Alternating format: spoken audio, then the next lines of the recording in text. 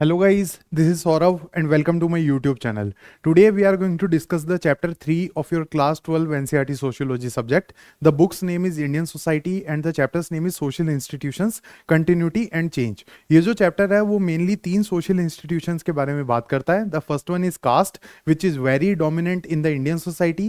Second one is tribe, mainly जो tribal communities होती है ना, जो एक टाइम पे indigenous people माने जाते थे और जंगल वगैरह के अंदर रहते थे, उनके बारे में बात हुई है. और उसके बाद में family as a social institutions के बारे में इस चैप्टर के अंदर बात हुई है. We are doing a complete explanation series on your class 12 sociology for your CBSE boards 2026 and the CUET 2026 exam.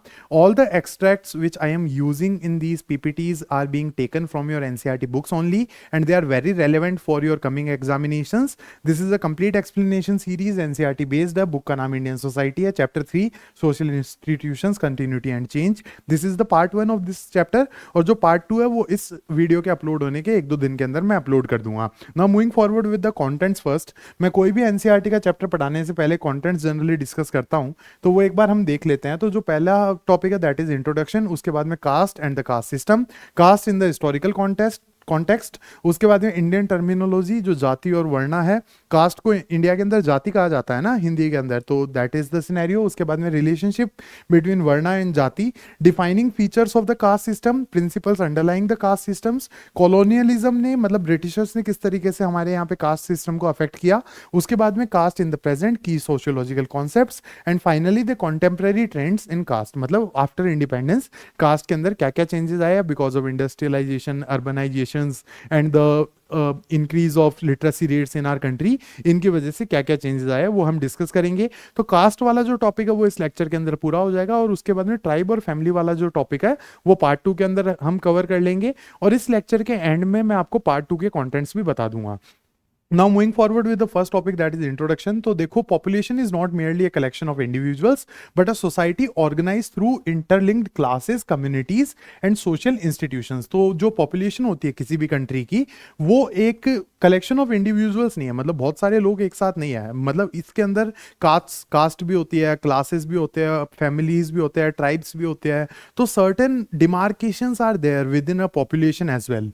Social institutions like caste, tribe and family are fundamental in sustaining communities and regulating social life by providing framework for interaction and behavior. तो ये जो social institutions है, जिन तीन social institutions की इस chapter के अंदर बात हुई है, caste, tribe और family, they are very fundamental in sustaining the communities and regulating social life. तो you all must have heard that human beings are social animals and we are supposed to interact with people. जैसे मैं अपने YouTube platform के through आप लोगों से interact ही कर रहा हूँ. उसके अलावा अगर मैं अपने वर्क प्लेस पे जाता हूँ तो आई इंटरेक्ट विद पीपल. उसके अलावा when I am at my family और at my home I interact with my family members. तो these all things are there. तो इस चीज़ को रेगुलेट करने के लिए बहुत सारे सोशल इंस्टीट्यूशंस हम ह्यूमन बीइंग्स ने ही खुद बनाए हैं. उसके बाद में this chapters delves into 3 central social institutions in India, caste, tribe and family, examining their historical evolution, colonial impact and contemporary relevance. तो इस चैप्टर के अंदर 3 अलग अलग सोशल इंस्टीट्यूशंस डिस्कस हुए हैं. First one is caste, second one is tribe and the third one is family. तो ये इनका हिस्टोरिकल इवोल्यूशन देखता है ये चैप्टर. उसके बाद में कॉलोनियल इंपैक्ट, मतलब ब्रिटिशर्स ने इन इंस्टीट्यूशंस के ऊपर क्या इंपैक्ट डाला, और कंटेम्पररी ट्रेंड्स, मतलब पोस्ट इंडिपेंडेंस क्या ट्रेंड्स चल रहे हैं, आज के दिन में हम क्या एक्सपीरियंस कर रहे हैं और क्या चेंजेस आ रहे हैं इन तीनों इंस्टीट्यूशंस के अंदर. So this is about the introduction. I guess आपको समझ में आ गया होगा. Now the next thing is caste and the caste system. ये 3.1 टॉपिक है आपके बुक का और इसका जो पहला टॉपिक है that is caste in the historical context. कि हिस्टोरिकल कॉन्टेक्स्ट की एग्जैक्टली ये शब्द आया कहाँ से और ये चीज़ होती क्या है ये हम समझने की कोशिश करते हैं. तो the term caste originates from a Portuguese word casta. एक पोर्टुगीज वर्ड है कास्टा जिसका मीनिंग होता है pure breed. Caste is an ancient social institution uniquely associated with the Indian subcontinent, differing significantly from similar social stratifications found elsewhere. तो ये जो cast है वो ज़्यादा एक इंडियन सबकॉन्टिनेंट के अंदर एम्बेडेड चीज है. इंडिया के अंदर ये बहुत ज्यादा डीपली रूटेड है as compare to other parts of the world. ऐसा नहीं है और जगह पे कास्ट बेस्ड डिमार्केशंस नहीं होते, जरूर होते हैं, पर इंडिया में जितना ये रिजिड है उतना और कहीं नहीं है. या फिर Indian subcontinent, if we talk about Pakistan, if we talk about Bangladesh, तो वो भी ब्रिटिश इंडिया का पार्ट ही होते थे ना. तो वहां पे भी ये जो कास्ट सिस्टम है वो बहुत ज्यादा रिजिड है as compare to any other part of the world, whether it is Europe, Australia, America और समथिंग एल्स. तो while characteristics of of human society, of Hindu society, the caste system also influenced social structures among Muslims, Christians and Sikh in India. तो जो caste system है वो उसकी जो शुरुआत है वो हिंदू सोसाइटी से हुई थी, बट लेटर ऑन जो कल्चरल शिफ्ट है वो मुस्लिम्स और क्रिश्चियंस और सिख कम्युनिटी तक भी पहुंच गया. मतलब इन कम्युनिटीज के अंदर भी कास्ट वगैरह डेवलप होने लग गई with time. Okay, so this is about the caste in the historical context. ये पोर्टुगीज टर्म कास्टा से निकल के आता है. कास्टा का मतलब होता है प्योर ब्रीड, और एल्सवेयर भी पूरे विश्व में इस तरीके के डिमार्केशंस है, पर इतने रिजिड नहीं है जितने इंडियन सब कॉन्टिनेंट में है. ये एक हिंदू रिलीजन का कॉन्सेप्ट ज़्यादा है, बट आगे चल के ये मुस्लिम्स में, सिखिज्म में और उसके अलावा क्रिश्चियनिटी के अंदर भी फैल गया इन आर कंट्री और इन आर सब continent. Now moving forward with the next thing that is Indian terminology. तो दो तरीके की टर्मिनोलॉजी हमारे इंडियन कॉन्टेक्स्ट के अंदर यूज करी जाती है. तो सबसे पहला है वर्णा. वर्णा इज अ फोरफोल्ड हायरार्कियल डिवीजन, मतलब चार डिवीजन है जो हायरार्की के हिसाब से किए जाते हैं. Brahmins are at the top of it, उसके बाद में क्षत्रिय आते हैं, फिर वैश्य आते हैं और शूद्र आते हैं. तो ब्राह्मण मेनली क्या होते हैं, प्रिस्ट और स्कॉलर्स, जो पंडित वगैरह या फिर जो पढ़ाई लिखाई का काम करते हैं उनको ब्राह्मण कहा जाता था. उसके बाद में क्षत्रिय, ये कौन हुआ करते थे, वॉरियर्स और rulers, the people who use to fight wars. Mainly जो राजपूत कम्युनिटी है वो क्षत्रिय के अंदर आती है, या फिर जो रूलर्स हुआ करते थे वो भी क्षत्रिय कम्युनिटी से हुआ करते थे. और इनकी पढ़ाई लिखाई वाले जो काम होते थे, इनके अकाउंट्स वगैरह देखने वाले जो काम होते थे वो ब्राह्मण किया करते थे. उसके बाद में वैश्य जो है, they used to be merchants और फार्मर्स, मतलब ये बिजनेस वगैरह से ज्यादा रिलेटेड थे. और शूद्रा जो थे वो लेबरर्स और सर्विस प्रोवाइडर्स हुआ करते थे. उसके अलावा एक आउटकास्ट का भी कॉन्सेप्ट हुआ करता था जिनको हम पंचामा कहा करते थे. ऑफन कंसिडर्ड फॉरेनर्स, स्लेव्स और conquered people, they were excluded from this system. तो एक पंचामा नाम का भी एक फिफ्थ डिमार्केशन था, जो या तो प्रिजनर्स ऑफ वॉर हुआ करते थे, जैसे किसी राजा ने किसी दूसरे स्टेट के ऊपर अटैक कर लिया और वहां पे बहुत सारे लोगों को गिरफ्तार करके या स्लेव बना के ले आया, तो उनको इस कास्ट सिस्टम का पार्ट नहीं माना जाता था. जो इंडिजीनियस पीपल होते थे ना किसी जगह के, जो पहले से वहां पे रहते थे, उनको ही इस सिस्टम का पार्ट माना जाता था. टॉप पे ब्राह्मण्स थे, उसके बाद में क्षत्रिय, फिर वैश्य और फाइनली शूद्र होते थे. अब जो वर्ण है, it is a umbrella concept, मतलब ये बड़ा कॉन्सेप्ट है और इसके नीचे एक छोटा कॉन्सेप्ट और काम करता है, या फिर सब क्लासिफिकेशन और होता है, that is termed as jati. तो jati is a more localized and commonly used term for caste divisions referring to species और काइंड्स.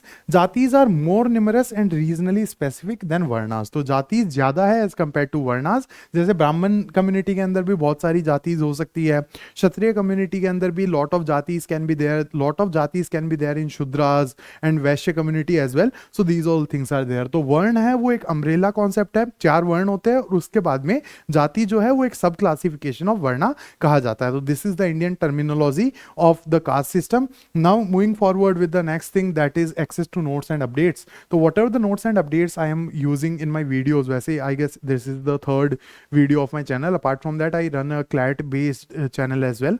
तो इन दोनों चैनल्स में मैं जितनी भी अपडेट्स डालता रहता हूँ रिगार्डिंग CUET और क्लैट और whatever it is, तो वो सारे के सारे I am posting on a Telegram group with my name Saurabh Raj Biwal, और ब्रैकेट के अंदर CUET एंड क्लैट है.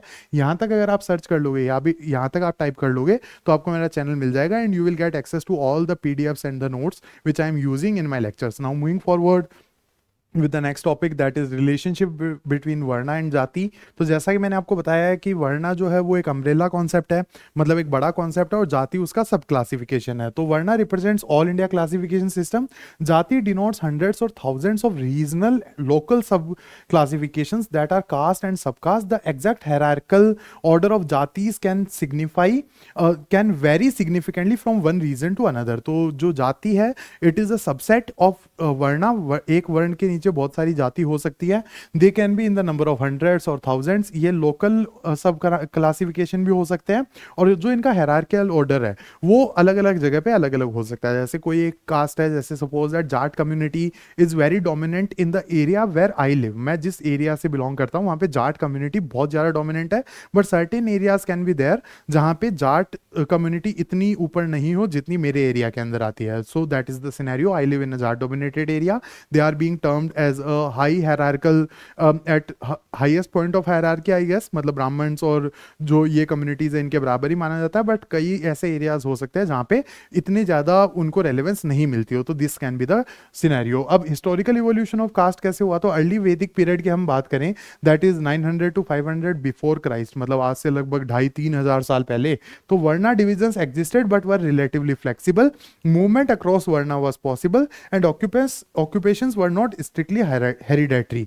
तो देखो आज की डेट में तो क्या होता है, आप जिस कास्ट के अंदर पैदा हो गए वही आपकी कास्ट जिंदगी भर रहेगी, बट अर्ली वैदिक पीरियड में ऐसा नहीं होता था। जो लोग पढ़ाई लिखाई का काम करते थे वो ब्राह्मण कहे जाते थे, जो वॉरियर्स वगैरह या आर्मी का पार्ट होते थे या फिर रूलर्स होते थे उनको क्षत्रिय कहा जाता था, जो मर्चेंट्स होते थे या व्यापारी होते थे उनको वैश्य कहा जाता था, और जो ये लोअर ग्रेड वर्क साफ सफाई हो गया या फिर एक जो चपड़ासी के काम होते ये करते थे उनको शूद्र कहा जाता था। तो यहाँ पे अगर मान लो किसी का जन्म शूद्र कम्युनिटी में हुआ and he studies very well, और वो एक बहुत अच्छी पोजीशन पे चला जाता है इन सम कोर्ट ऑफ अ किंग, और वो वहाँ पे अकाउंट्स वगैरह के काम कर रहा है या फिर पढ़ाई लिखाई के या कविता वगैरह लिखने के काम कर रहा है, तो then that person would have been termed as a Brahmin as पर हिज वर्क। पहले वर्क के ऊपर ये ज्यादा डिपेंडेंट होता था, पर आज की डेट में ये एक एंडोगेमी पे चला गया। एंडोगेमी का मतलब ये है कि आप जिस कास्ट के अंदर पैदा हो गए आप उसी कास्ट के जिंदगी भर रहोगे, भले ही आपने अपनी लाइफ में कुछ भी किया हो। उसके बाद में पोस्ट वैदिक पीरियड में क्या हुआ, the system became hereditary and rigid. Hereditary मतलब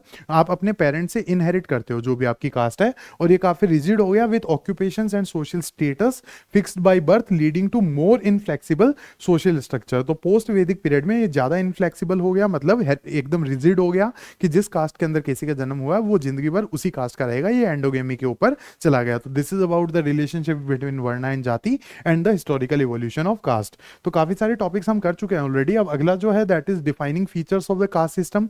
तो डिफाइनिंग फीचर्स इसके क्या क्या है वो हम देख लेते हैं। तो देखो, caste is assigned at birth and remain fix throughout life, inherited from one's parents. तो यहाँ पे क्या होता है कि जो कास्ट आपके जन्म के समय होती है वो आप अपने पेरेंट्स से इनहेरिट करते हो और वो जिंदगी भर वही रहती है। ये एक एंडोगेमी वाला कॉन्सेप्ट है, मतलब ये चीज कभी खत्म नहीं होती, जो कास्ट है वही रहेगी।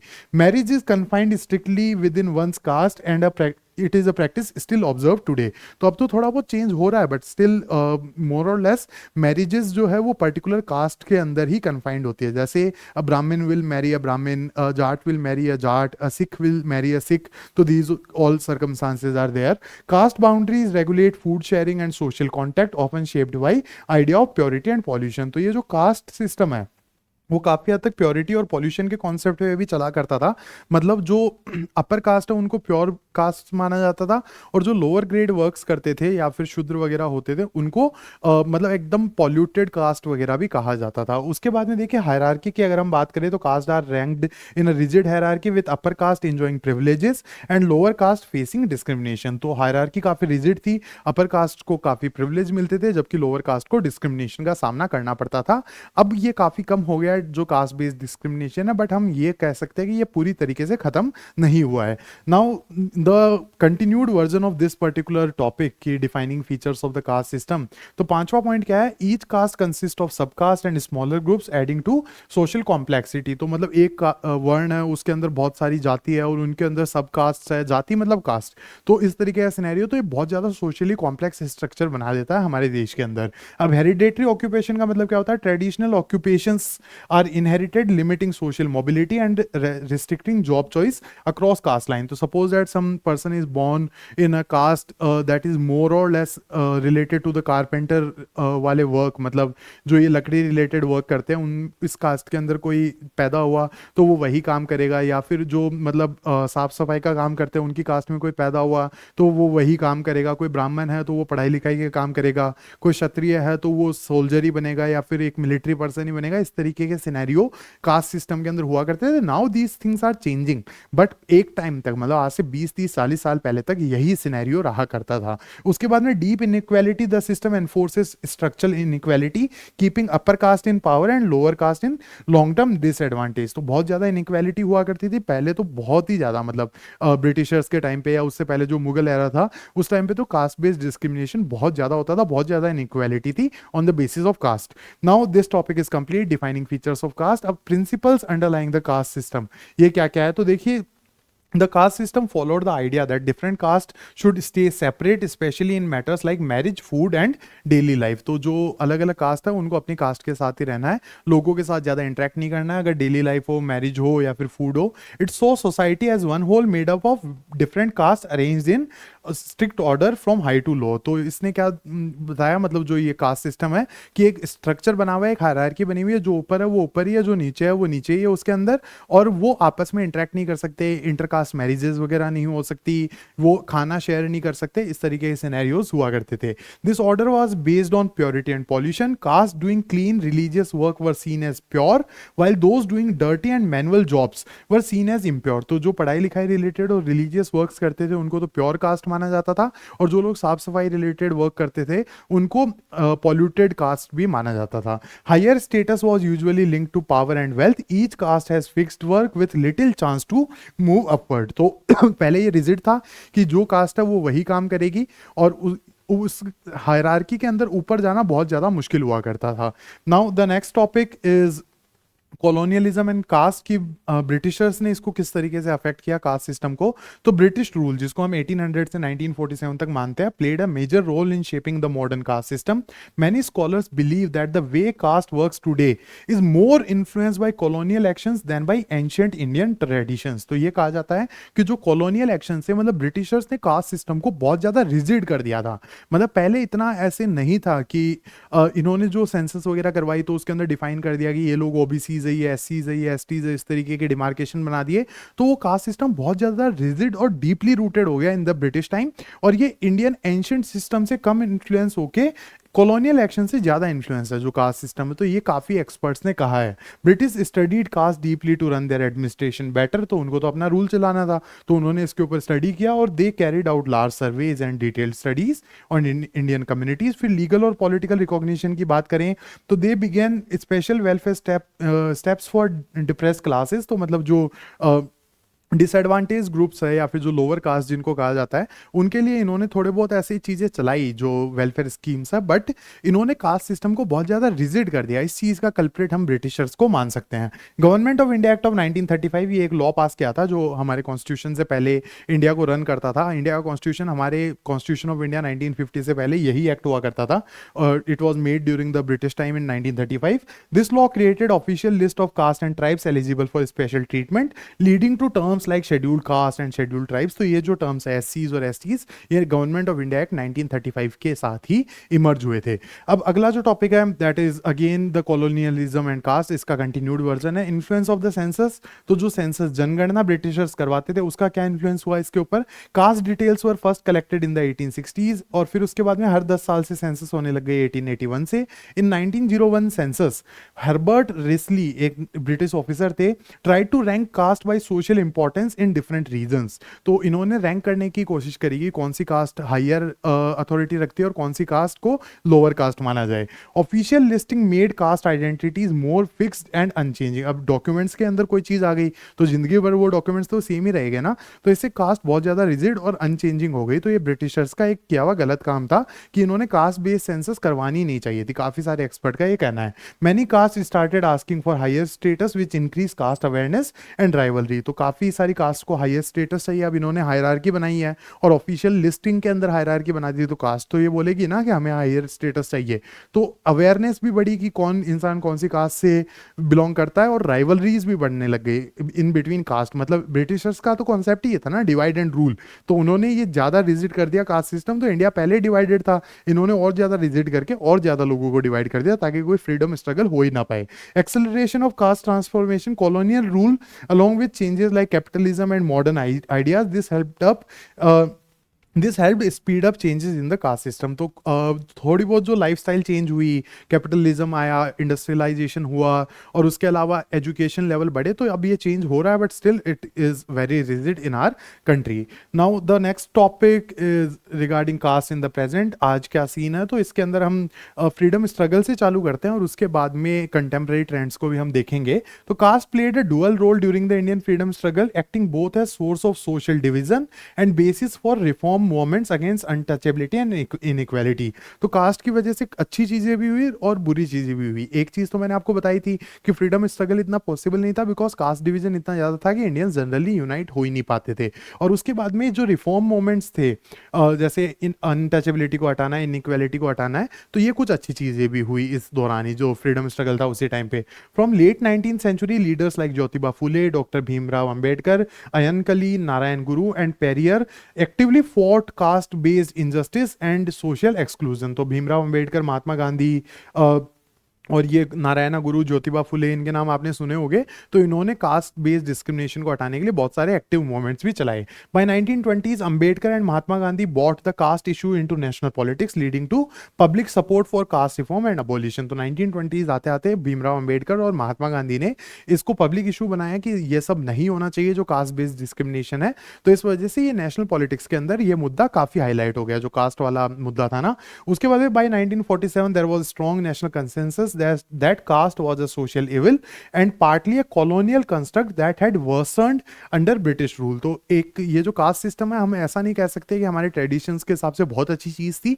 It was a social evil which worsen during the colonial period because Britishers were basically doing a policy of divide and rule, और उस वजह से उन्होंने इसको और ज्यादा रिजिड और वर्सन कर दिया। So that is the caste in present वाला सिनेरियो। अब यहाँ पे कुछ डिपिक्शंस बने हुए हैं of Bhimrao Ambedkar, Mahatma Gandhi and others. और कास्ट इन प्रेजेंट का अगर कंटिन्यूड वर्जन हम देखें तो after independence the constitution of India banned the untouchability under article 817 of the constitution and made caste based discrimination illegal. तो कॉन्स्टिट्यूशन ने इनको बैन कर दिया under article 17, that is abolition of untouchability. However lack of radical land reforms and adoption of caste neutral policies allowed upper caste to retain dominance in government jobs and education. तो radical land reforms नहीं हुए, मतलब land reforms किए government ने, but जो lower caste है उनको कम जमीनें मिली या फिर जमीनें मिली नहीं, या फिर मिली उनको अपर कास्ट वालों ने छीन लिया। इस तरीके के सिनेरियो हुए। और उसके बाद में जो अपर कास्ट है वो पहले से ज़्यादा पढ़ी लिखी थी, पहले से डोमिनेंट थे, तो इनको गवर्नमेंट जॉब्स और एजुकेशन के अंदर ज़्यादा एडवांटेज मिला as compare to the lower caste. In response lower caste demanded reservation and affirmative action to ensure equal opportunity and social justice. तो इसी वजह से लोअर कास्ट ने ये बोला कि हमारा तो कोई रिप्रेजेंटेशन ही नहीं है, ना पॉलिटिक्स के अंदर है, ना एजुकेशन के अंदर है, या फिर ना गवर्नमेंट जॉब्स के अंदर है। तो दे स्टार्टेड डिमांडिंग रिजर्वेशन, जैसे एससीज, एसटीज, ओबीसीज, ईडब्ल्यूएस जो इकोनॉमिकली वीकर सेक्शन होते हैं जनरल कैटेगरी के अंदर, उनको भी रिजर्वेशन मिला हुआ है। तो these all scenarios happened. Social forces like urbanisation, industrialisation and education helped weaken caste boundaries and practices. तो अर्बनाइजेशन जैसे जैसे बढ़ा, इंडस्ट्रियलाइजेशन बढ़ा और एजुकेशन जो लिटरेसी रेट्स लोगों के अंदर बढ़ी, अवेयरनेस बढ़ी, तो कास्ट सिस्टम थोड़ा वीक हुआ, but it still remains present in our society. Despite reforms, caste continues to influence marriage choices, job networks and everyday interaction through endogamy and prejudice. तो caste जो है वो एक एंडोगेमी वाला कॉन्सेप्ट है, मतलब जो कास्ट आपको मिल गई बचपन से वही आपकी जिंदगी भर रहेगी। और उसके अलावा प्रेजुडिस भी रहता है कि लोअर कास्ट की तरफ डिस्क्रिमिनेशन होता है, अपर कास्ट को थोड़े बेटर वे में देखा जाता है। तो इस वजह से ये जो रिफॉर्म्स हुए हैं उनके बावजूद कास्ट जो है वो एक काफ़ी रिजिड कॉन्सेप्ट हमारे देश में अभी भी रह जाता है। While there has been progress, caste remains deeply embedded in Indian social and political life. तो पॉलिटिकल सिनेरियोज की बात करें तो कास्ट के नाम पे बहुत लोग वोट मांगते हैं, तो that also happens as of today as well. अब की सोशियोलॉजिकल कॉन्सेप्ट्स, तो कुछ सोशियोलॉजिकल कॉन्सेप्ट्स है। तो पहला है संस्कृताइजेशन। एम एन श्रीनिवास नाम के एक सोशियोलॉजिस्ट ने ये दिया हुआ है। यहाँ पे लोअर और जो मिडिल कास्ट होती है वो अपर कास्ट के जो कस्टम्स, रिचुअल्स और प्रैक्टिसेस है वो अडॉप्ट करने लग जाती है अपना सोशल स्टेटस सुधारने के लिए। फॉर एग्जांपल अडॉप्टिंग वेजिटेरियनिज्म और ब्राह्मणिकल रिलीजियस सेरेमनीज। तो ब्राह्मण से उनको अपर हायरार्की के अंदर रखा जाता है, तो काफी सारी लोअर कास्ट उनके देखो देख वेजिटेरियनिज्म को अडॉप्ट करने लग जाती है, या फिर उनकी रिलीजियस सेरेमनीज को अडॉप्ट करने लग जाती है। इसको हम संस्कृताइजेशन कहते हैं। एमसीक्यू के हिसाब से इंपॉर्टेंट है, एम एन श्रीनिवास का दिया हुआ ये कॉन्सेप्ट है। फिर डोमिनेंट कास्ट, मतलब जैसे इस लेक्चर की शुरुआत में मैंने बोला था कि I come from a Jat dominated area, तो उस तरीके से किसी एरिया के अंदर कौन सी कास्ट ज्यादा डोमिनेट है उसको हम डोमिनेंट कास्ट कहते हैं। तो this term was also coined by M N Srinivas, refers to intermediate caste with significant land ownership and numerical strength and political power. तो कोई कास्ट कई जगहों पे ऐसी होती है जिनके पास बहुत ज्यादा लैंड ओनरशिप होती है, न्यूमेरिकल स्ट्रेंथ मतलब वो नंबर्स में बहुत ज्यादा होते हैं, और पॉलिटिकल पावर भी बहुत ज्यादा होती है। एग्जाम्पल क्या है, Yadavs in Bihar and UP, Vokkaligas in Karnataka, Reddis and Khammas in Andhra Pradesh, Marathas in Maharashtra, Jats in Punjab, Haryana, Western UP, और I belong to Rajasthan Shekhawati region, तो वहाँ पे भी Jat is the dominant caste, और उसके अलावा पाटीदार्स और द पटेल्स इन गुजरात। तो these are the key sociological concept. Sanskritisation मतलब लोअर कास्ट जो होती है वो अपर कास्ट के जो प्रैक्टिसेस होती है वो अपनाने लग जाती है in order to improve their social status. और डोमिनेंट कास्ट का मतलब होता है वो कास्ट जिनका नंबर ज़्यादा है, मतलब बहुत ज़्यादा लोग हैं उस कास्ट के एक पर्टिकुलर एरिया के अंदर, उनकी लैंड ओनरशिप ज़्यादा है और पॉलिटिकल इन्फ्लुएंस भी ज़्यादा है। These are the key sociological concepts. Now contemporary trends in caste की आज क्या चल रहा है। तो among upper caste in urban areas caste seems invisible due to their access to education, employment and inherited capital. तो जो आज के डेट में अर्बन एरियाज में तो कास्ट इतना बड़ा कॉन्सेप्ट रहा नहीं है, इतना डिस्क्रिमिनेशन होता नहीं है। Caste is mostly confined to marriage and religious customs. For SCs, STs and OBCs caste remains visible and central to their identity just because of reservation I guess. उसके बाद में due to discrimination and lack of assets reservation policies became essential, though they also make caste more pronounce in public life. तो ये जो reservation है इससे discrimination तो कम हुआ, लेकिन कास्ट है वो और ज़्यादा रिजिड हो गई बिकॉज मतलब कोई ऐसी कम्युनिटी से है तो कोई पूछ ले तो बताना तो पड़ेगा ना, या कोई फॉर्म भरोगे तो वहाँ पे सर्टिफिकेट लगाना पड़ेगा, तो these all things are there. तो कास्ट और ज़्यादा रिजिड हुई है, बट जो डिस्क्रिमिनेशन है वो जरूर कम हो रहा है। Caste today is fluid institution shaped by political, social and economic changes evolving from hereditary system into mobilise identity that still structures Indian society. तो ये हेरिडेटरी से ज़्यादा मोबिलाइज हो गया है और आज भी इंडियन सोसाइटी को कास्ट बहुत ज़्यादा डिफाइन करती है। Now the next topic is the contents of part 2। We are done and dusted with the part 1। Caste वाला कॉन्सेप्ट हमारा पूरा हो गया है। पार्ट 2 के अंदर हम ट्राइब और फैमिली के बारे में बात करेंगे। इंट्रोडक्शन टू ट्राइब से हम स्टार्ट करेंगे, permanent traits of tribal communities, फिर acquired trades, tribe as a social concept, tribe absorption and Sanskritization, किस तरीके से ट्राइब्स ने अपने आप को सोसाइटी के अंदर इंक्लूड किया। उसके बाद historical role of Adivasis, development versus tribal welfare, evolving tribal identity, internal change and tribal movements. फिर उसके बाद में फैमिली की हम बात करेंगे, types and variability of family structures और rules of residence and inheritance. तो these are going to be the topic of part 2। Part 2 के साथ ये जो लेक्चर चैप्टर 3 है वो पूरा हो जाएगा। So we are done and dusted with this lecture guys.